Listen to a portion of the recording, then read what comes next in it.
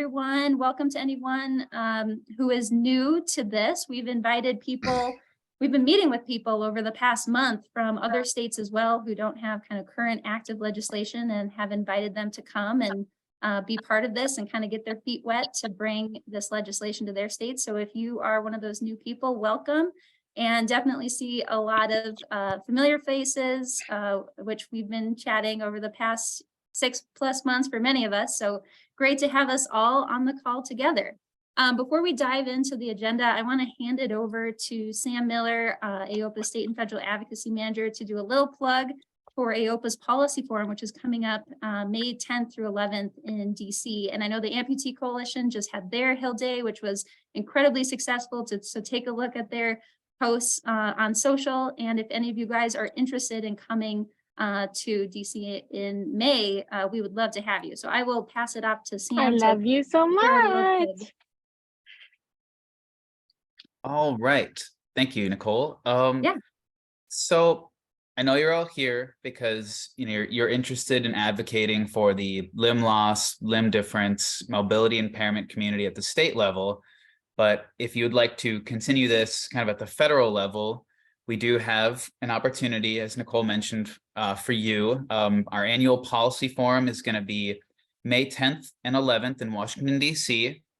And essentially, the first day on the 10th, we'll be kind of educating you about AOPA's legislative priorities in the new Congress. And then on the second day, you'll have the opportunity to kind of forward that to members of Congress and their staff and teach them about the bill that we're currently working on and the needs of the O&P community in general. It's going to be hosted at the Washington Marriott, Capitol Hill. So it'll be right in the heart of DC. And in between meetings, you can kind of walk around the city, experience all it has to offer. And we'll also have a bus tour of the city planned in the afternoon of the first day, and a keynote address from our very own Kyle Stepp, which is very much appreciated. I'm really excited for that. I'm going to post the registration link in the chat so you can learn more. But let me know if you have any questions. Feel free to reach out, and we hope to see you there. Yeah, appreciate the plug opportunity, Nicole. Absolutely. And definitely want to hype up the bus tour. That was my first time doing that last year as part of the Policy Forum, and it was a ton of fun. You just get to really be able to get to know DC. And if it's your first time in DC, definitely recommend it. And even if you live in DC, recommend it as well. The monuments and being able to have that camaraderie with everyone, it never gets old. So we're excited to see many of you at the Policy Forum. I know Kyle will be there, Angela's going to be there, Shanice and Maggie, and hopefully more of you as well. So thanks so much. And now for the next portion of our agenda today, really want to hand the mic over to all of the states to give updates on what's going on. There's been some incredibly exciting movement in many of the states. And in addition to that, a lot of key learnings that we're picking up throughout the process. So if Francois is on the call, I know he was saying that he was at his son's trap shooting competition today, so he was going to be calling in. I'm not sure if Francois, you're on the line, but we'd love to have an update from Arkansas, HB 1252. And maybe he's not on the call, but he did have an excuse, and we'll give him that, and it's good for him to be there for his son. But I don't want to, take away the thunder from Francois, but Arkansas passed through the House and Senate. It's been signed by the governor and is going into law and will be enacted or going into effect July 1st. So that is absolutely incredible. Francois and a number of others in Arkansas have really been the leads in that. Representative Johnson, as he's referred to as Doc Johnson, if you just heard that, that was a prosthetic leg falling over. That was Kyle's. So, it's part of the process here. But Doc Johnson was really instrumental to the bill in Arkansas and totally, gets the need for access to prosthetics and orthotics for physical activity. Specifically in Arkansas, their bill is just for prosthetics. And it also focuses not only on recreational prosthetics, but shower prostheses as well. and they were able to get that through. So that's something to keep in mind as we move forward for other states. I know that shower prostheses is definitely something that's of interest to many amputees. And so if that's something that we can build in moving forward, definitely would love to consider that. But congratulations to Francois in Arkansas. And if he does happen to join on, we will love to give him some claps and shout out. And so next we're going to head over to Colorado and HB 1136, some exciting news going on and a wild ride that you guys have been on. So Angela, Jeff, whoever wants to take point in speaking. Take it, Angela, and you're on mute.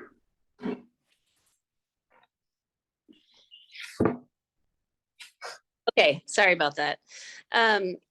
Yeah, we have had a wild ride, as I'm sure all of you that are going through this process it's been for everybody, but we did just pass our Senate Health Committee on Wednesday of this week. And then just this morning, we passed our Senate Appropriations Committee. So that takes us to the Senate floor next week. We aren't calendared yet, but I'm confident we will be calendared. It's our last week of the session. So we're kind of getting to the finish line here, and it's been a strong push to the end. So far, both the committee and the appropriations were both unanimous this week. So we're really hopeful. Things are looking great.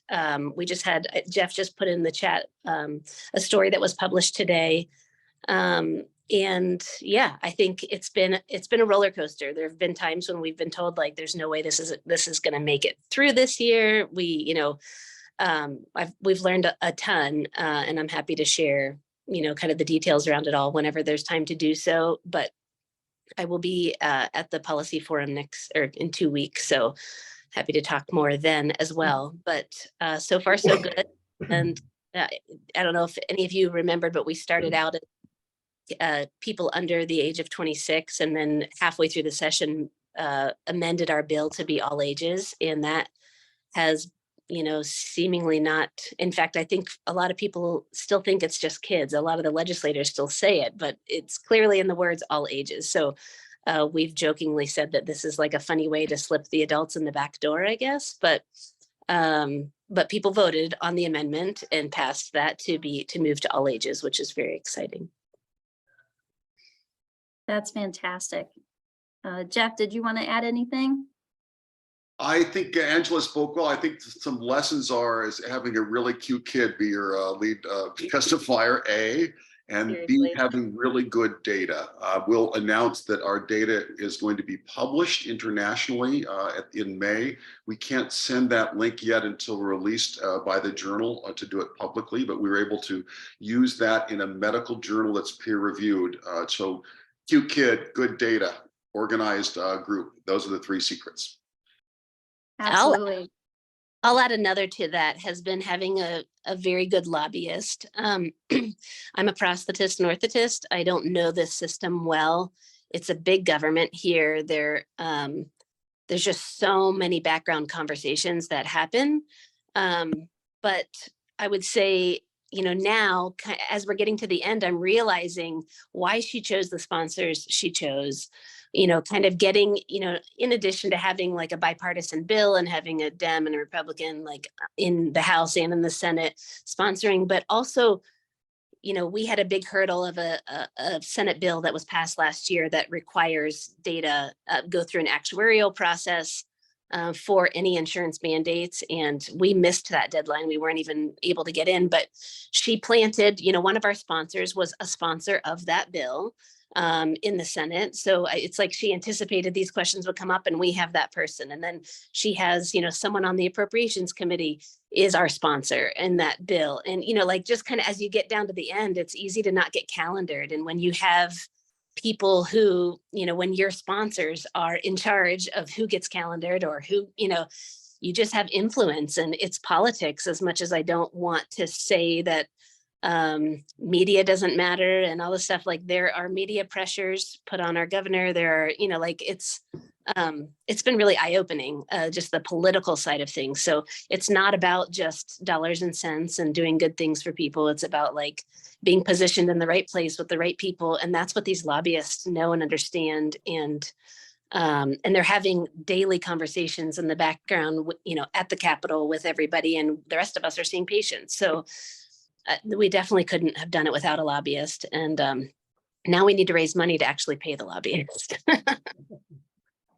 Absolutely. Those are some incredible key learnings from all of this. And after kind of the state updates, we'll talk about what we're working on in terms of a roadmap toolkit to kind of capture all of these key learnings and be able to provide something for states moving forward. So in a sense, all of you on this call, I mean, you're the early adopters of this, and we want to take what you've learned and then pass it on to other people so that they can take that key learning and move forward too. Shanice, I see you raised your hand from Colorado as well. Yeah, I just wanted to say one last bit of my lesson learned, aside from everything Angela and Jeff have already mentioned, is that a lot of the folks that need to make these decisions that could potentially, like, in quotations, kill your bill, they don't read necessarily your points, right? And sometimes they don't even read it until after they've made the decision to kill it. We found that out yesterday. So just really getting it in front of them and actually like showing them, or maybe even regurgitating so that they're kind of forced to read it because you're going to, spell it out for them. Basically what I'm saying is they don't always read what you put in front of them. They can still make decisions despite that. So just because you do your homework doesn't mean they're going to read it. And having that lobbyist really came in to that point. She actually put it in front of them, kind of forced them to read it. And that was, at the end of the day, what really helped us. So yeah, people don't read their emails. It's like a thing in all worlds. Absolutely. So the optics of it are very important. And I think when in watching the hearing earlier this week, Braden, definitely the young 5-year-old, connected with the legislators. And I think what stood out to me a lot in some of the legislators' commentary and the senators was it made them so excited to work on this bill because they knew it was something that was impacting people. And a number of them even said that. They said, this is why I want to do this job. This makes this job fun. So that is something that we can all kind of have in our pocket, that we can make, who you put in front to do those testimonies and the children. That is an incredible way to get across the message. And shout out to Shanice and Angela and Jeff for the testimonies that you guys gave. I definitely want a copy of those because they were amazing and hit every single point. I mean, you've made the full round argument to the story so that there really is nothing that anyone could say against it. So we'll love to share that with others moving forward. Awesome. All right, Illinois, Jim Kaiser and Bukola, want to pass it off to you two.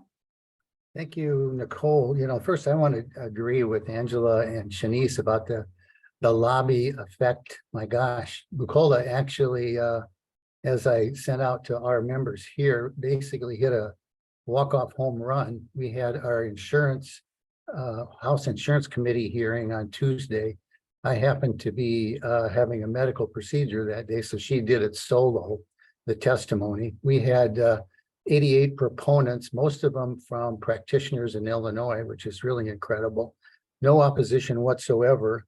So it passed the House unanimously, just like our Senate bill did. So we have to kind of, without the help of Shanice, who provided us with the background support in the multi-state fiscal and economic or social impact statement. We used some of that data. We didn't publish it, Shanice, so you're okay there. But those are the things that really do count.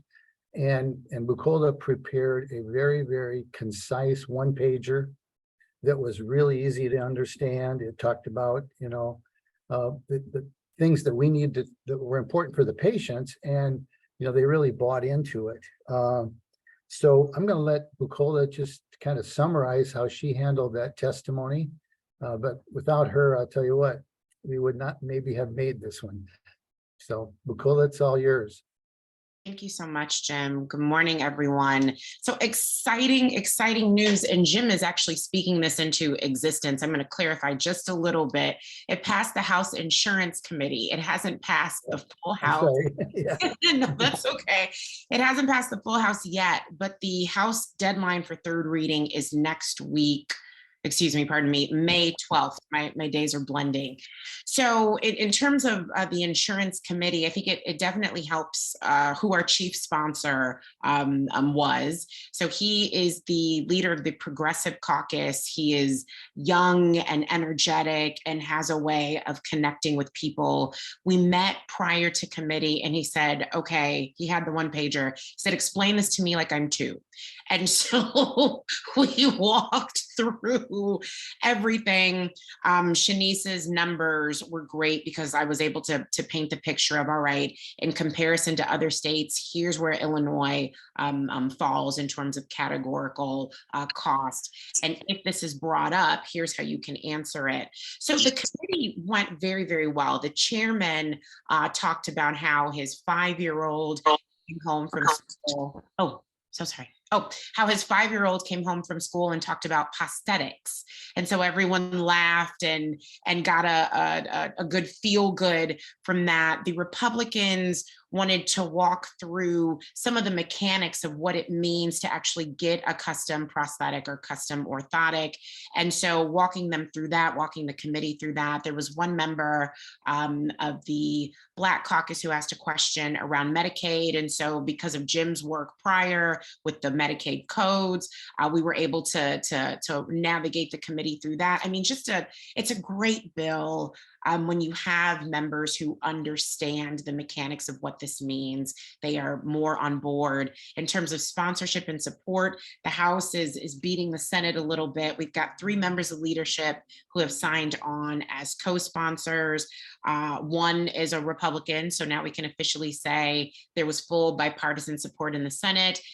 In terms of sponsorship, we have bipartisan support on the rolls. And then I can confidently say, absent any hiccups, that this should go next week on the floor. So looking to bring back more great news, but thank you to really Jim. All the credit goes to Jim for setting the groundwork. And then of course in hiring me, thank you. But then also with Shanice for providing us with invaluable data. It's been really, really great and helpful.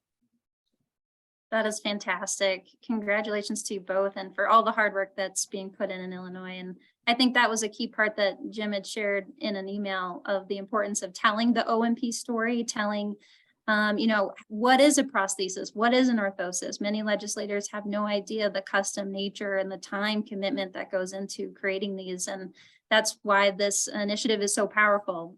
We are educating individuals and the people who need to hear it, the legislators, on what it is this field does and the power and transformative nature of orthotic and prosthetic care. So thank you, Jim and Bacola, for all your efforts in Illinois on that. Fantastic.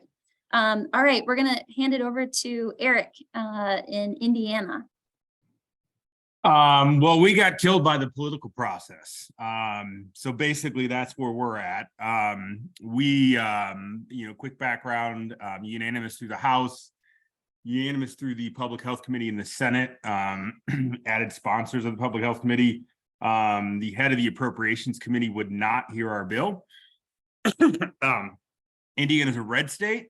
And so this was considered a Medicaid expansion and he wanted nothing to do with Medicaid expansion. So, obviously didn't read the bill, doesn't really have a heart, all those types of things. So if you can hear the frustration in my voice, it's there.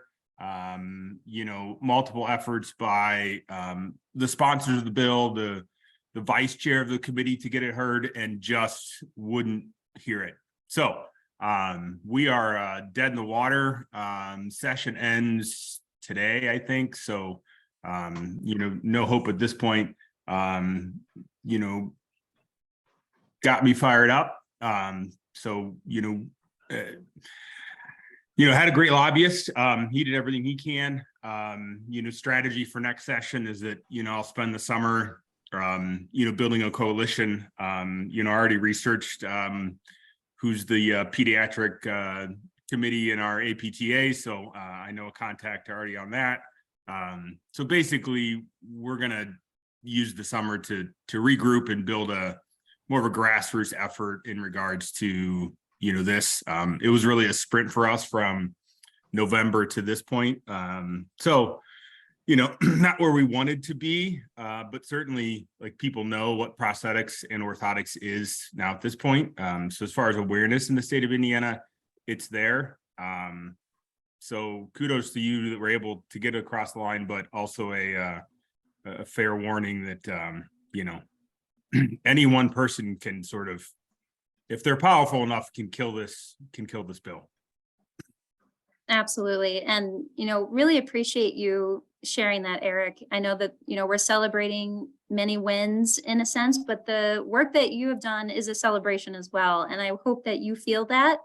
I do. Yeah. Yeah. Yeah. You know, this process to get a bill all the way through, I mean, in some ways is very rare. And you've put in so much incredible work. And I just want to say that you are spearheading this from the Medicaid standpoint, that, you know, you're the only Correct. bill that's Medicaid. So you're paving the path for many of us to come. So, you know, different process, different, you know, portion of healthcare. And so you've really taken the charge on that. And we want to all say thank you and just celebrate the Yeah. great work you've done. You know, and we even, you know, Juan, I mean, so the governor was like, hey, I can't do anything. You know, he declared it Limb Loss and Limb Difference Awareness Month. You know, we tried to, you know, throw in there that, hey, we're bringing 1,500 people to Indianapolis in October, right? You know, like we can celebrate this. We can be on the forefront of this. And, you know, just ultimately, he didn't want to hear it. And that's where we're at. So, Eric? yes. This is Jim Kaiser, you know, if we can touch base after this call, I have some pretty good contacts in Indiana. And I just looked him up. Ryan Mishler is a senator in Indiana who I know pretty well. I think. Oh, sorry if I, Huh? yeah, he's the guy that killed our bill. So, Oh, I wish I hadn't realized that because, well, I have this little place down here in Indiana and he's really right next door almost in yeah, Bremen. he's the guy I don't like, Jim, but hey, but if you like him, hey, I haven't said anything bad to him, Jim. So he's still, he Okay. doesn't know that, you know. Well, if I mean, I'll you don't share get this a hold of information, him. you won't I know that think- we're. I know, because I'm not- Ryan's a bit of a stickler, yeah, but yeah, I'd be glad to try to convince him to take another look at this, especially when you go at it next year. But we need Yeah. to do that sooner. So in fact, I have contact with him. I'll go ahead and do that anyway, just to see what kind of a response I get. He's got to Okay. understand. Yeah, I just think he didn't, you You know, didn't get it. Yeah, didn't read it, right? Yeah, I Yeah, didn't get it. yeah. So awesome, Jim. I'll connect with you after this, just so you have my contact information. great. Okay. Jeff, I Awesome. think Jeff. Yeah, Eric, nice job as extraordinary work. When I teach advocacy skills at the medical school, I oftentimes say, when it's a heavy lift, the first year they go, this is dumb. The second year they say, well, let's study. The third year they say, why haven't we done this already? Doesn't. And so this is a first step that actually is a process. It feels like you got shot down, but what you did is move the ball and got on the radar. Well done. Yeah, absolutely. Yeah, we'll take another run at it next session, certainly. Absolutely. Angela, you've had your hand raised. Yeah, Eric, I have gotten the different states' language confused over time. So I just wanted to clarify. I thought, was it your state that started this as a Medicaid? I thought it was a Medicaid expansion, or at least someone was trying to increase their Medicaid reimbursement rates and then tacked on so kids can move to that. I'm guessing that wasn't Correct. you. That was us, but so it was a Medicaid fee reimbursement. The So Kids Can Move was tacked on, and then the fee reimbursement was removed. So it ended up being just essentially So Kids Can Move for O&P Medicaid. Got it. Okay. So Yep. do you think people hung on to that original, like kind of like when we switched ours to all ages and people still kept saying it's for the kids? And I'm like, all right, whatever you want to say. Do you think people were Yeah, still? it wasn't part of it, you know, Okay. and so I think, you know, yeah. And I think part of it is the name of the bill, like when you read it was reimbursement for orthotics and prosthetics. And I think, you know, next year we would, I don't know what control I have over that, but certainly would come up with something different that the first sentence is more appealing than that. Yeah. Okay. Got it. Absolutely. Well, it seems like a serendipitous connection, Jim and Eric with Ryan. So that hopefully that will turn out to be, a positive step forward through all of this. All right, we're going to pass it over to Senator Sue Prentice from New Hampshire. Hey, good afternoon. It's afternoon here in the on the East Coast. It's always good to see your faces and hear about the progress and the lessons learned. In a prior life, I had Nicole, I had a job where I worked as an advocate nationally for an interstate compact. And so I was going state to state and learning the different dynamics. And we would get together the states that had the bills, the ones that had already passed it and the ones that were working to pass it, and just have these conversations so we could pick up the tips and move it along. And something I saw just happen before I report on New Hampshire, I think is so key. So Eric, you were talking about this, what happened in appropriations, the perception that this is a Medicaid expansion. And then, Jim says, well, I know this legislator, and he happens to be my neighbor, and it's the same person. And so the way that you advocated and have done your work has actually set up a really good dynamic for Jim to, reach out and, have a personal conversation where, when somebody comes and talks to you about a bill, and especially one that maybe you've been opposed to or you don't completely understand, and they make that connection, it's so important because during the session, there's hundreds of pieces of legislation that are in front of you. Some are yours, some are others, some are in your committees. And so that's super helpful, and the good natured way that you handed this off, because it's tempting when legislators, hold on just a second, I'm gonna call them back. It's tempting when your bill doesn't make it past the finish line to, have a moment of wanting to scorch the earth, and include, even as a legislator, I'll have that internal response, but that's where it stays, because now Jim can do his work and pass the ball back to you. So that's if Ryan isn't cooperative, I'll just bring him to Chicago and have him talk to the boss. So that usually takes care of it. Yeah, at least it's just the situation. It's perfect. So I really appreciate that. I also appreciate the fact that there are so many emails, almost too many. So no, I should never say that. It's just there are so many emails. It's hard to get through sometimes. So the connections, the personal connections, that if you find somebody in that state who can make that connection and go to that person directly, makes all the difference in the world, that legislator. So let's just talk about in New Hampshire. So it's Senate Bill 177. It's my bill, and I happen to be in the committee, the Senate committee that heard this bill, and we had bipartisan support from the Senate. The House is really hard here because there are 400 House members, and we're limited in how many we can get on a bill. So it can be complicated. So I do have House co-sponsors, but not in a bipartisan way, but that's going to be okay. This is actually undergoing right now. We did something called, we held the bill. So we're going to be picking it back up this fall. We did something called re-refer, and we have stakeholder work that will happen after our budget is put to bed in the beginning of July. And we'll be taking to that stakeholder group the insurance mandate review, which I think it's Angela, you talked about the actuarial work. That's what's being done. That is should be our slam dunk here in New Hampshire, because even the insurance commissioner thinks that this will come out in our favor.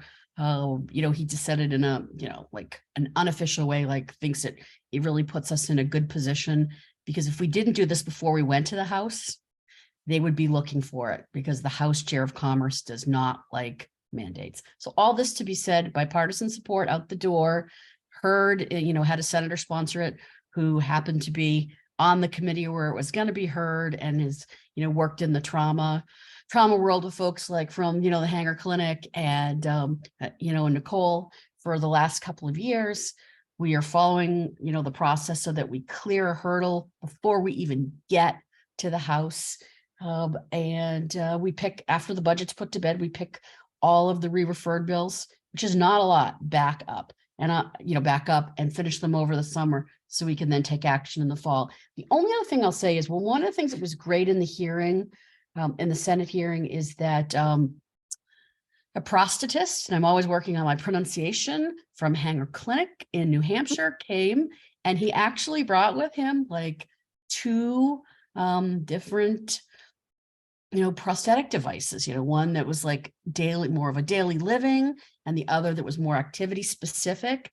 And so instead of me just trying to talk about it and describe it, he put them on the table and talked about it. And I had more feedback from people that, the senators, other members of the staff, and folks that were in the room, especially our insurance folks, that were like, that was so helpful to them. So, and I had shared the pictures, I think Maggie has them. And Nicole, if you don't, I can send them to you, but it was a great way to get to just take the language and, a picture is worth 1,000 words. That's just the best way to put it. So hats off to all of you. Keep up the good work. The lessons you learned from each other will carry you through. And it takes, on average, 2 introductions of a bill and sometimes 3 to get it over the finish line. So don't ever be discouraged. That's it. Love that, Sue. And yes, the tangible nature of OMP is in our favor, and we should definitely leverage that. I know Colorado did that. I couldn't actually see the hearing. I could only listen to it, but it sounded like you might have physically handed some of the legislators some of the prosthetics. And I think that makes all the difference once they can feel it. It really does. It did for us. So we are in a good space, and we're continuing forward. So more to come. Amazing. Thank you so much, Sue, for your tireless efforts and for championing this in New Hampshire. That's amazing. My pleasure. All right, Kyle and Laura in New Mexico, I'm going to pass it off to you.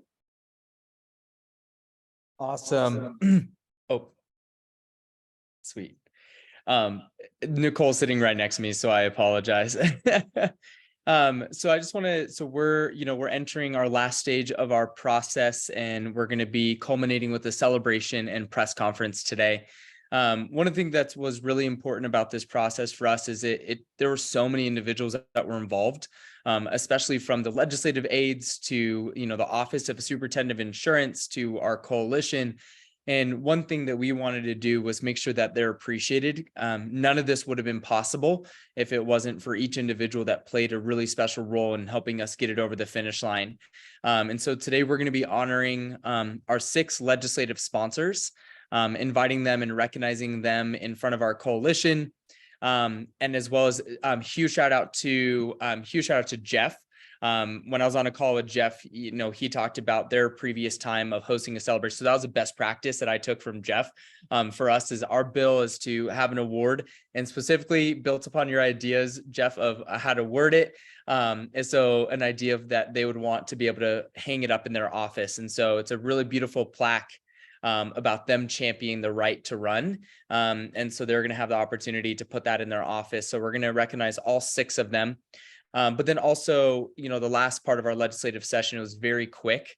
So we didn't get the opportunity to push a lot of it wasn't just quick. We are facing a lot of challenges our last part. So the media coverage and publicity unfortunately died off from the beginning. And so we're reboosting that and, building upon Limb Loss and Limb Difference Awareness Month, knowing that we're ending the month. And so we tied in our press conference to celebrating that. And then as well as taking the time today to allow our coalition, everyone that's been involved, from people that made phone calls to sending text messages to their legislature, to also be recognized and celebrate. And so, today from 12 to 1:30, we'll have our press conference, the first part. And then the second half, we're going to be having a reception. And so through that, one of the things that we're going to be doing is really inviting individuals that have been a part of our coalition or have invested in our efforts to pay it forward. And so we're going to be asking individuals that attend if they would like to donate. And so we're working really closely with the OMP Alliance for us, and specifically AOPA, to design a way that we can all fundraise. I know whether if you're currently in the initiative or if you want it for us, our state paying it forward to hopefully invest in other states' efforts. And so we're going to be inviting our community to give and pay it forward. So really capitalizing on the storytelling that's going to happen today and inviting them to give, knowing that this legislation is not over. Every single person across the United States should have the same access that New Mexicans will starting in 2024. And so we're really excited about that. One last takeaway I'd like to say is attending the policy forums that AOPA and as well as Amputee Coalition is really helpful. I had the opportunity to join Amputee Coalitions where I met with the healthcare policy directors and legislative directors for all 5 of our national delegation. And lo and behold, meeting with our United States Senator, they shared with us that they can support us through our process of the forms specifically needed if you take a regulatory route for Medicaid. I know every state is very different in how they can operate coverage for specifically Medicaid. And so because of our visit, we're taking the regulatory route for Medicaid. And because of that meeting at the policy forum, would never have known to have this conversation. They're going to be guiding us through that process to get the waiver that is needed specifically from the federal government. And so just a plug-in and a kudos to go to policy forums for the relationships that you can build from your federal delegation as well. Amazing. Thank you, Kyle. And I think one of the key things I wanted to share too is in many ways we are ending one chapter, but we're beginning another, and that's the implementation side of this. So once the bill gets passed, we're not done yet. We need to make sure that people know about it, that it's become law, that we can support practitioners, and that's going to kind of come into this implementation side of things, which we'll share here in a little bit with plans for that. But in the interest of time, I want to keep it moving. I want to hand the mic over to Terry in Minnesota. And these are some states that don't yet have active legislation or legislation that's been introduced, but are building the framework and are on the ground making this happen for next year.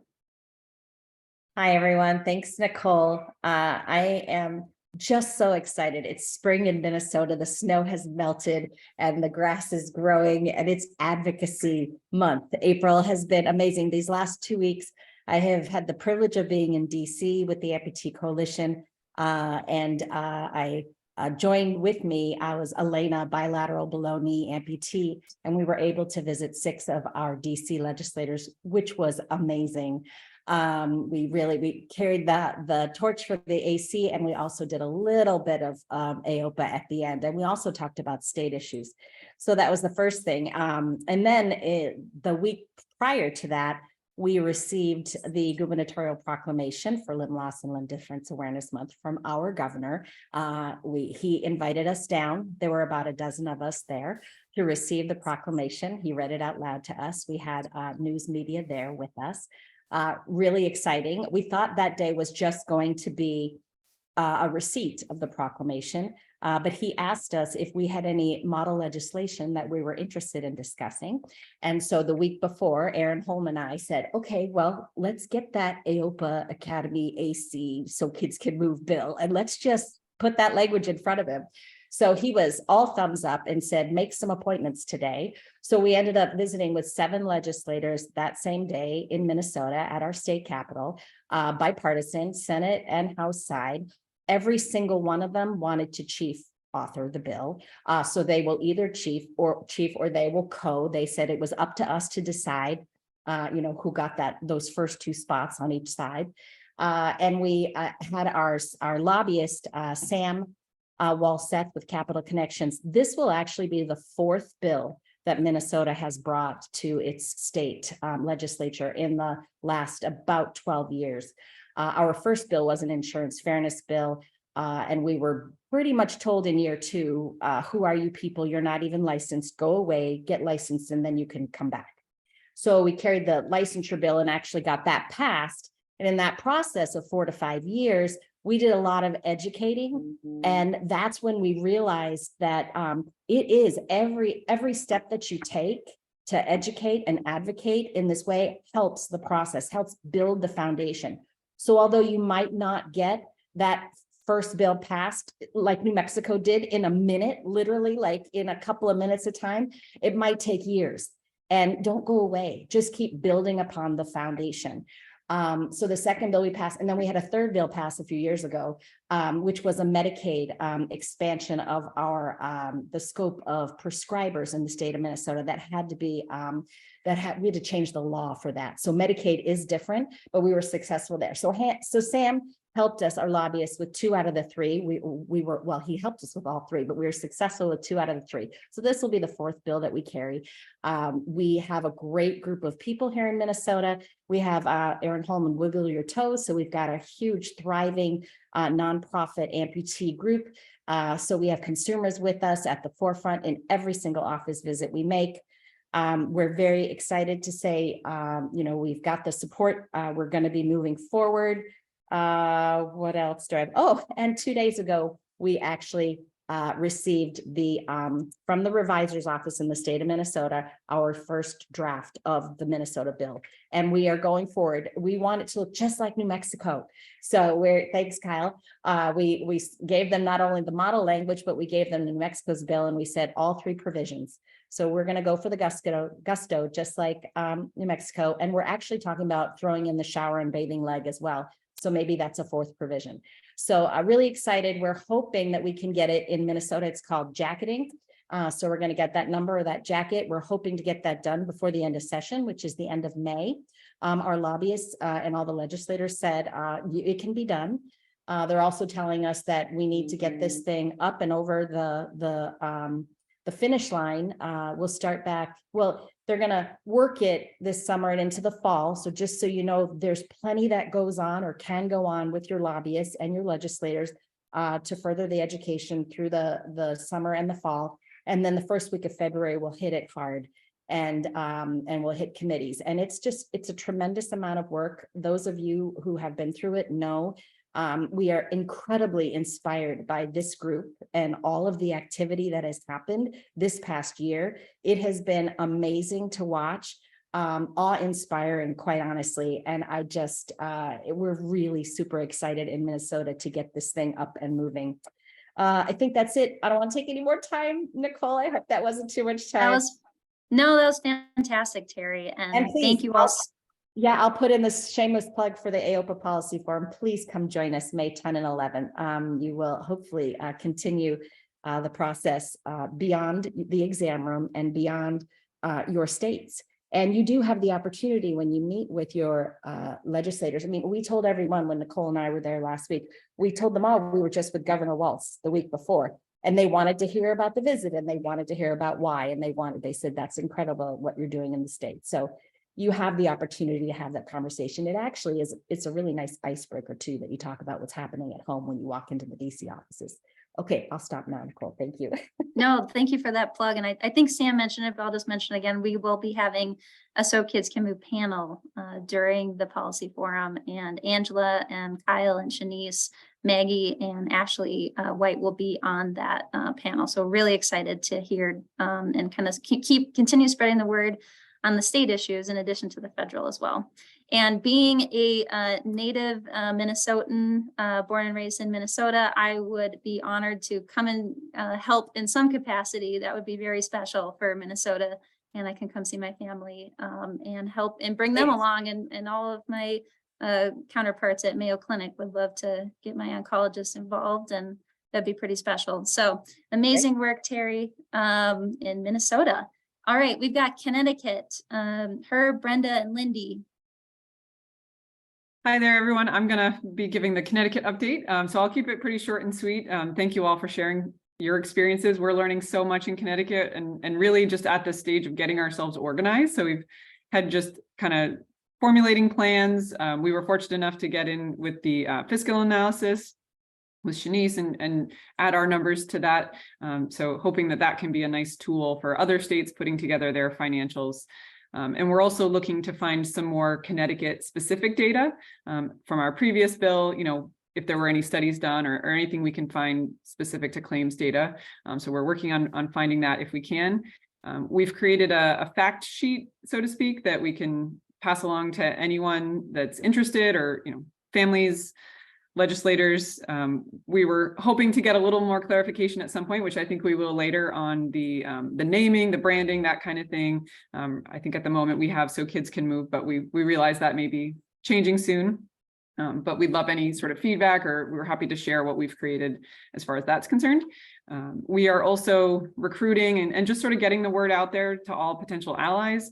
We have connections at the Connecticut APTA, physicians, local P&O providers. We're recruiting patient models of all ages. Brenda had a great idea to create just a small video that we could provide and show different people, because like we've said, people don't read things, but maybe they'll watch a 30-second video or a 2-minute video. So we're working to put that together. And we're going to soon, once our session ends, we'll start to reach out to our local politicians within our own communities, and then, see what we can do to get introduced to people that may sponsor our bill, identify potential champions, and then the strategy that we sort of thought of, and we're fortunate to have Brenda and Herb who have done this before. They're our partners in policy, as we call them, to put that ask up front, here's what we need and why can you help us? So that's kind of where we're at the moment. It looks like Brenda has something to add, and Herb too, if you have anything.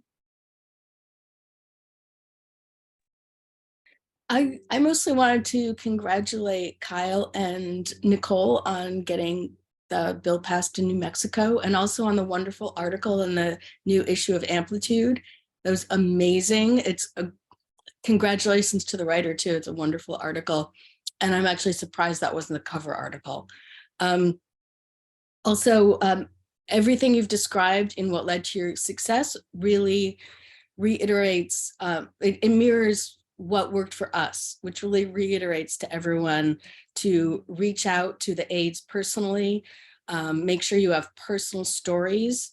And one thing that stood out to me in that article that I think everyone should take away is Kyle mentioned that when they came upon the roadblock of calling it an insurance mandate, they changed the conversation and framed it as a disability rights issue, which I think is so important. Like comparing it to an ACL repair, that will just change people's minds. It'll blow people's minds and say, you're right, that's what it should be compared to.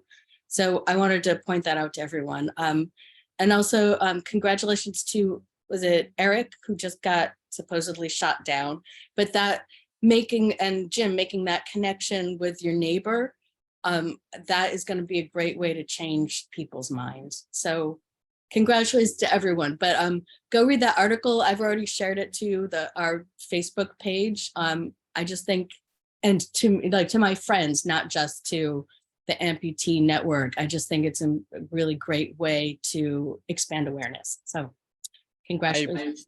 But Brenda, I also want to recognize, we learned that best practice with our conversation with you in the beginning. And that's the power of collaboration, because, one of the most important things that I learned from the very beginning is understanding these key relationships that live right below your elected official that can guide you through your entire process. They're the ones that actually know how the bills get introduced, how they get drafted, who are the right key stakeholders. And I know that Suzanne can agree with this. They don't have the time or capacity half the time to know, all the moving intricate parts of their entire system. And their team knows, the ones that, work with them hand in hand. And so I appreciate you giving me that kudos, but Brenda, I took best practices that you shared with me. And so I appreciate you a ton. Yeah. And also Angela mentioned that there are all these conversations happening in the background that you don't know about. And that's where lobbyists can really help.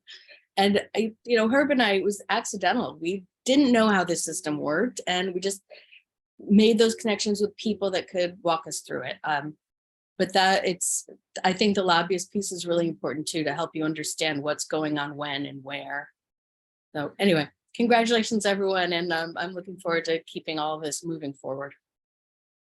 Thank you, Brenda and Lindy. And just want to echo what Brenda said. And I think that's what's so powerful about this initiative, in the sense that we're bringing in people from all different talents and skill sets. So I know, Brenda, your background is in marketing. And so you really, and myself as well. So we latch on to that narrative. Like, what is the narrative that we're telling people, and how can that change the ability for us to get this passed? And so changing this from a mandate bill to a disability rights bill is huge. And so it's all about how you talk about it and frame the issue. And so that will definitely be something we want to encourage each and every state as they're moving forward with their legislation is how to talk about that narrative. So I have excellent one work. more tiny thing to add that when looking for people to give testimony and talk about the need, look to parents as well. So we were looking for poster children, but I think parents can really tell the story as well of what their children went through and how important it was to get those different prosthetics. So anyway, I'll shut up now. We'll move on. That's a great point. And Christine McMahon in Colorado has been an incredible parent and mom of Braden and been an incredible advocate. Love it. And I don't know if Taylor Wyatt is on from Oregon, but just wanted to give them a shout out that both Taylor and Sarah May testified on Monday. And the SB 797, which is going to reinstate insurance fairness in Oregon, passed unanimously through that committee. So it's moving forward into that for a House floor vote. And the Senator Gelser Bluen has already agreed for next year to bring a bill to amend it for physical activity. So they're doing a great job planting the seeds and getting the work done for Oregon. I know for the interest of time, we've got about 7 minutes. If there's any other states that want to jump in and say something, I will say speak now or forever hold your peace until the next call. Feel free to raise your hand.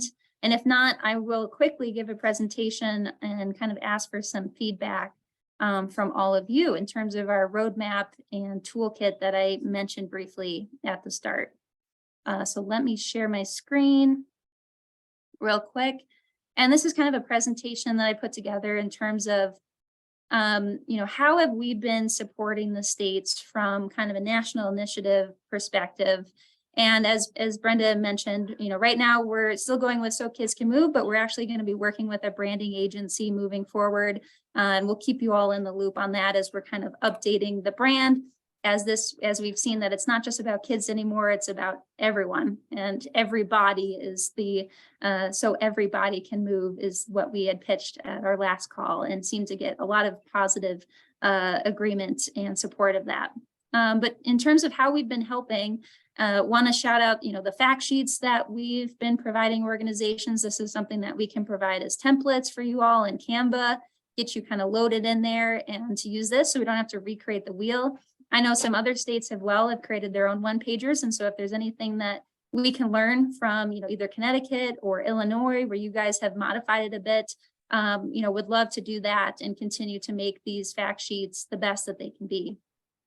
We also had a policy brief that we put together for New Mexico, and that's something that we'd be happy to put, just generally for the initiative so that you have access to that or to help specialize for your state as well. It goes into much more detail than the fact sheet, and maybe that's something to have at the ready for, different types of audiences, maybe not the legislators, they're not gonna have time to read it, but asking and putting in photos and kind of stats is kind of an easy way for people to understand, what the issue is and how we're framing it. We've also done legislative outreach training. Shout out to Sam Miller, EOPA State and Federal Advocacy Manager, and Ryan Getty from the Amputee Coalition as well for their work on the action alerts, getting those out so that when the bills go to the House floor or Senate floor, where we have a tool that you can use to make sure that your constituents are filling out those and sending out emails to their representatives and to help make this easy for you all. And in terms of the training, we've held Zoom webinars and provided email templates and voicemail call scripts for you as well. Of course, we had marketing materials that we provided for So New Mexicans Can Move. This is something that we can provide for other states as well, kind of on a case-by-case basis. We're still kind of assessing our own internal bandwidth, but if that's something of interest, we'd be, of course, happy to help. Yes, We're also providing technical assistance. Really, and I want to give a shout out to NAOP, National Association for the Advancement of Orthotics and Prosthetics, our partner, who has been instrumental in the legal analysis and technical assistance that they've provided. That's been absolutely crucial for us building this model legislation and also helping the states through the process when there's been questions on the legislation itself. Of course, we've had on-the-ground support on kind of a case-by-case basis as well. Really felt that it was important to help support New Mexico given some of the dynamics going on in the state and to ensure that they have the bandwidth to move things forward without you know, a registered lobbyist or without an association on the ground in the state. And we've also been connecting patient advocates, both from AOPA and the Amputee Coalition, whether it's through Instagram with people reaching out or just connections that we've had through events in the past. So for example, Landis Sims, we connected him with Eric. Christine McMahon actually reached out, and Braden reached out to us originally through Instagram, and we connected her to the Colorado team as well. So this is something that we're helping with. And with that, I just kind of want to open it up and ask all of you, you know, what else can we do? How can we help? And, you know, is there something that comes to mind for you that we should be including in this roadmap toolkit moving forward that would make the process easier for future states to come? I know we only have a couple minutes, but if you want to shout out or put some ideas in the chat, we will take those and run with them as well. Yeah, Hey, Nicole. Travis. Oh, sorry. Go ahead, Angela. I just was going to say, I've said this before, but I think funding in any way, you know, clearly the all of the policy briefs and all of the marketing materials have been incredibly helpful. But if there was a way nationally that we could fund and, you know, help states be able to afford to push these through, I know we're all responsible to raise our own money, but if there was a greater effect to have a national movement, that would be great. Absolutely. Yes. And we are laying the groundwork for that internally. And I think the biggest thing that we want to make sure we do is go outside of O&P, you know, go to family foundations, go to corporations, go to major donors. And so it's going to, it takes taking a little bit on our part to kind of create that infrastructure to go after an entirely new cohort of donors and funding sources. But absolutely, we want to make sure that we're capitalizing on this incredible initiative and making sure that we can support the state. So I appreciate you bringing that up. And that is top of mind. And I will continue to raise that as a priority for our group. Travis. Yeah, first of all, I just want to say great stuff from everybody. This is so encouraging to see what's happening. It's so fast. I mean, from the time that we did our first event last year to what's happened is just insane how rapid fire this has been. I'm up in Idaho and we're a little behind everything, but I know that we want to bring this to the state. I'm new up here, but I was born here, and I want to see a lot of the people that I've met get the opportunities that they're getting in these other states. So leading into next year, one thing that'd be very helpful is maybe a checklist of, like, you know, first thing I need to do now, right? If I can get in order, whether it's fundraising or I need to work with the current legislature to say, hey, we're looking at this next year and find our lobbyists, whatever it is, right? So if there's like an ABC checklist that I can start working on, that would be great. Now, and the other thing too is I'm in prosthetic cells for 8 states. I got to see how quickly Angela took what was happening. I mean, the timing came together with you know, the billing of the group that was out there in Colorado, but you know, she took this and ran with it, and it was great and it was quick. And I sat here going, I want to help, but I'm in a different state. So is there anything that I can do personally to help the other 7 states that I work in, as an amputee, as somebody who is in the O&P industry, to be able to help move this forward like I've seen in the states that have had it passed? So, because I don't know if anybody else here is feeling the same thing. It's like, we definitely want to help our own state, but we also want to reach out to make sure the other states have the appropriate things. Like Eric, you know, it's an unfortunate thing to hear what happened to him, but how can we get ahead of that to make sure the next year or the next state that wants to grow is getting the full support of this group? Love it. That is great, Travis. And I want to give a shout out to Travis for being on our inaugural Hood to Coast team that raised funds for So Kids Can Move and helped kind of launch it awareness wise. We're gonna have another Hood to Coast team this coming summer. But I love that, Travis, in terms of the ABCs, the checklist. That will definitely be something we include in this roadmap toolkit. And I'm also hearing that we need to kind of have ideas of what are the different roles that people can play in this initiative, whether they're in the states leading the charge or potentially, you know, from other states, or they want to have kind of a background role as well. That will be something we work to define. So thank you for, that's fantastic. Kaylee. Yeah, so I'm in Ohio, and I am one of, I think, like 2 residents trying to kind of spearhead and start this movement in Ohio. And we've started reaching out to some of the other organizations. We're meeting with Adaptive Sports Ohio and some of the other groups that have similar missions that we know already have lobbyists in place, based off like the lobbyist list from the government website and everything.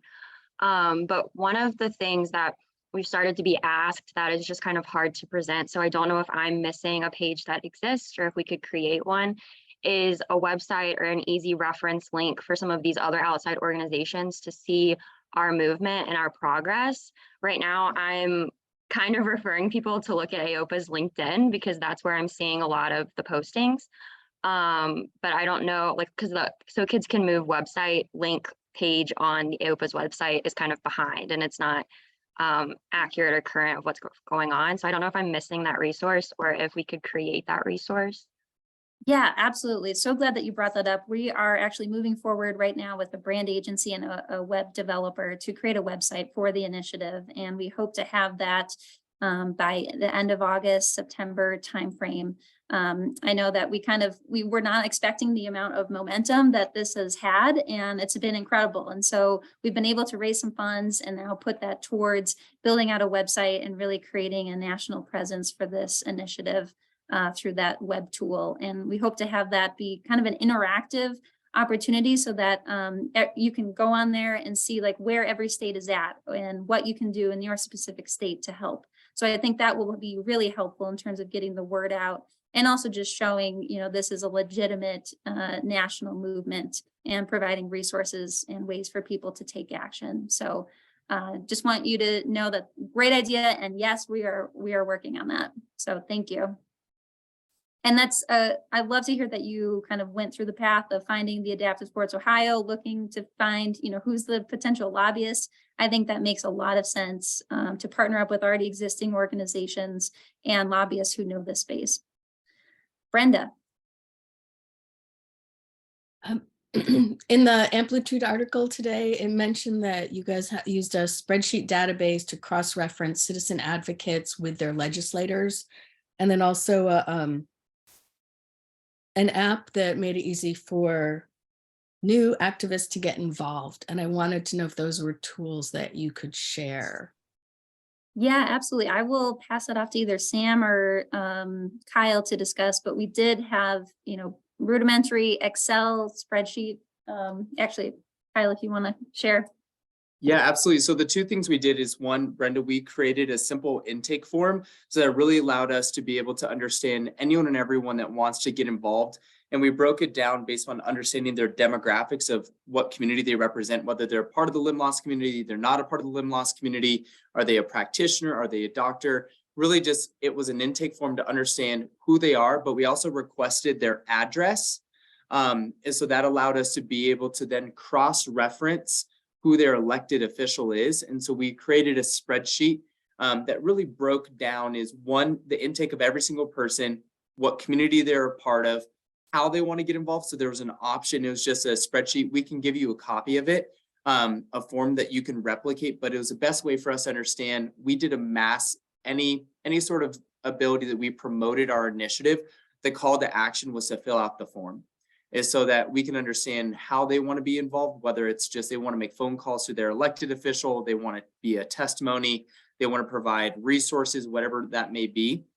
And then in that same spreadsheet, we are able to then put their name and contact information, and then their state rep and state senator that's assigned to them. And so whatever constituent they're a member of.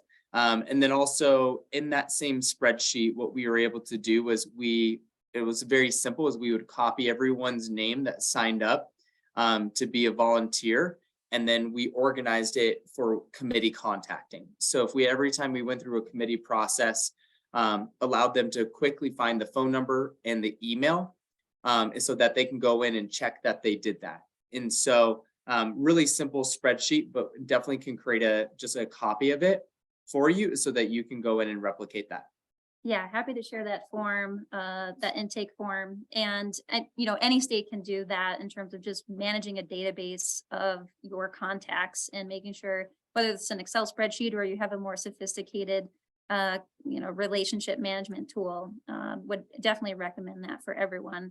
And then the app that you talked about, that is our action alert system. And I think Jeff put in some thoughts on that in the chat, and Ryan and Sam can share maybe a link as an example to that. But we were able to create campaigns for each state that wanted it and needed it to help send out emails to their elected officials when it came time for a certain vote. So that's something we can help with as well. Awesome. Colleen. Yes, great job, Nicole and Ashley. But I have a question. Has CAF been involved at all in, and I know it's different, but on the other hand, they have unbelievable patient stories. They just were here with OSER in a mobility clinic, and it puts tears in your eyes to see what kids can do. And so I don't know if they have, where they fit in all of this. Yeah, absolutely. I think we have, well, first of all, I want to say that we've done some stakeholder mapping of all the nonprofits that exist throughout the United States, and want to be very strategic about how we're bringing in certain partners depending on what state they're in, because they know that community. But absolutely agree, the Challenge Athletes Foundation has done an incredible job with awareness and storytelling and just the community that they've built. We have not personally set up a meeting with them to discuss how they can get involved with this, but I definitely think that should be on the top of our list to reach out and engage with them moving forward. I think that is a great idea. And I know Travis was at the Challenge Athletes Foundation, and he's in Idaho, and they've got a great program there. So maybe there's some seeds that can be planted in Idaho. I will tell you, CF has a very hands-off approach when it comes to any kind of politics and lobbying and that kind of thing. But I am an ambassador for them still, so I can float this up, and regardless, I working there for 14 years, running all the amputee run clinics that we did, seeing how many children have benefited and adults have benefited from running and just being active.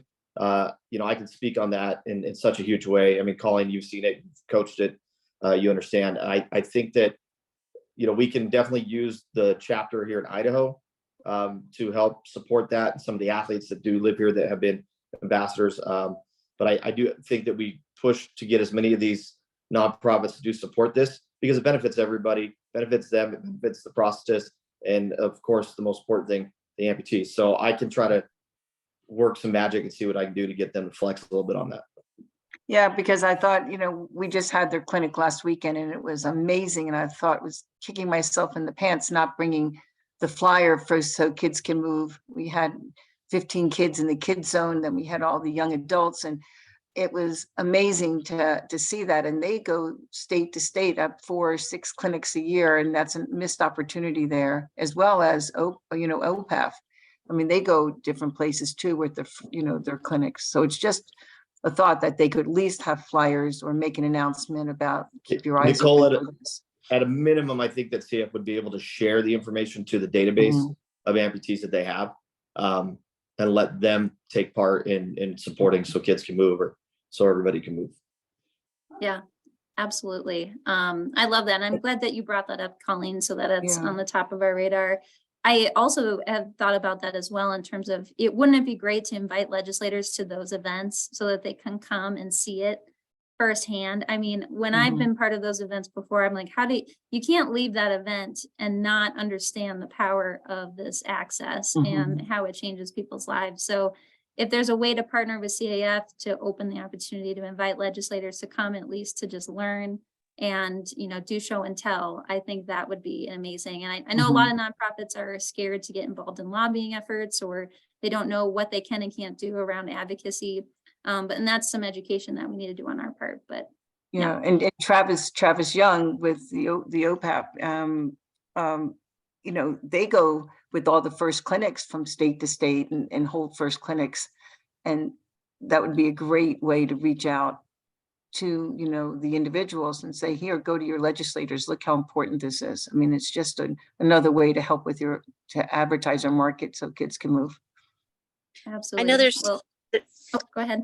There's some people on this call from COPA that I think California is just trying to decide if they can pull something like this off in the next year or so. So, I'm guessing they would be involved in the CAF connection or in education. So I'll let them take that. Yeah, Nicole, it might be beneficial to share with this group the different locations that are getting run clinics this year, because San Diego is obviously in October. It happens every year. That would be a great place for them to try to get somebody down before, you know, they push this next year. I know we're having one here in Idaho and Boise in June. So you just sparked a great idea for me to be able to start pushing people that could be involved with this next year to see it in person. And I don't think anything's more impactful than actually seeing little kids run for the first time and adults being able to get active for the first time since their amputation. So I think those are big, powerful areas that we can at least invite these, legislatures to, people from the legislature to come and see. So maybe sharing with the group the list of the locations, because they may be in some of the cities or the states that are looking to do this next year. Yeah, because Absolutely. we're I will pushing, send it out. we're pushing Atlanta again for CAF. It was so successful. And so we're on the radar for April or, the spring next year. And hopefully by then we will have our, legislation, our bills ready to, started at least. We're behind, not behind, we're just starting grassroots. Absolutely. Love it. I will share that list. And I know we've gone significantly over time, but I want to make sure that everyone who's on this call has a chance to share what they want. So we'll keep going. And if you have to drop off, we will send out the recording as well. I just want to say thanks to everyone. Shanice. Yeah, I just had a quick thought, especially as Angela, our team is working on fundraising. And to your point, I think it was Travis that I saw that was just up. Regarding your mobility clinics, I used to run one in Colorado with Hanger. I think they still have it going actually when I was in residency at Colorado School of Mines. And I actually reached out to Colorado School of Mines earlier this week, and they have a willingness to do it again. They offer us the facility for free. So thinking of ways to maybe marry that with a fundraiser, to your guys' point. I think it's an amazing platform. So keep me in the loop, Travis, if that's at all helpful. I would love to do that again. We had I want to say 30 to 50 participants that used to do it back when I would run it. It was a good turnout. Love it. Absolutely. That sounds like a great idea. And something internally that we will work on is creating some fundraising templates and, infrastructure so that we can give that all to you if you want to fundraise in your own communities, in addition to us fundraising nationally as well. That will be coming down the pipeline. All right. I kind of already gave updates in terms of the brand and implementation, so there's not much more to share there. So with that, I'm going to close the meeting unless there's anything else that anyone has to share or ask, but we're also on our way right now to the New Mexico press conference. So I know Ashley and Kyle want me to wrap this up. So just want to say thank you all so much. This has been amazing. All of the content that's been shared. I'm proud of all of you. And I hope you all are all proud of yourselves as well. This is an incredible team and movement that we are creating together. So thank you all. All right, hands in. Woo! All right.